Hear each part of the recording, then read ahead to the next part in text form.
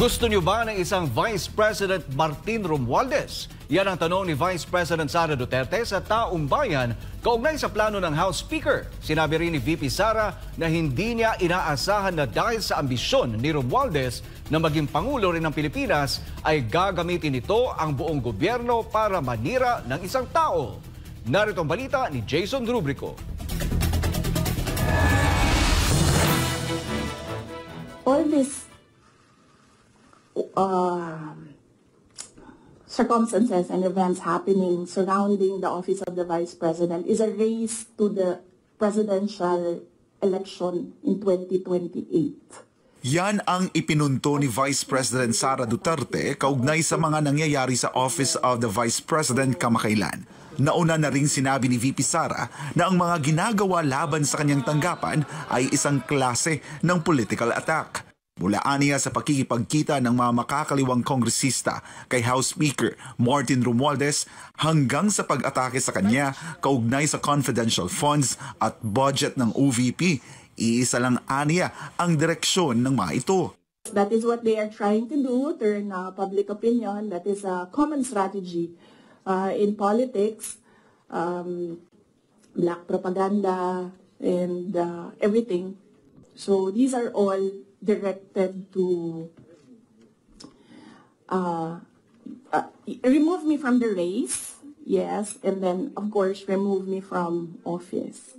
Ngunit nais man aniya siyang tanggalin ng mga kalabang politiko sa 2028 presidential elections, nilinaw ni VP Sara na wala pa siyang plano kaugnay dito.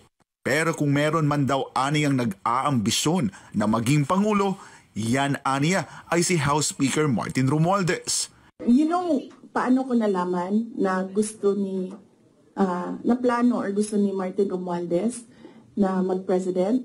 Ay, naku. Halaga. Sasabihin ko sa'yo. And it is personal knowledge. Kasi narinig ko talaga. I was there. So, kaya alam ko sa simula pa lang, nung narinig ko yun, okay. Sabi ng bise na wala lang naman sa kanya ang sinabi ni Romualdez dahil lahat naman aniya ay may karapatang tumakbo para sa pagkapangulo. Pero ang hindi niya inaasahan ay itong ginagawa ng nasabing kongresista laban sa kanya. Ang hindi ko lang in-expect, yung gagamitin mo yung buong gobyerno para sirain yung isang tao.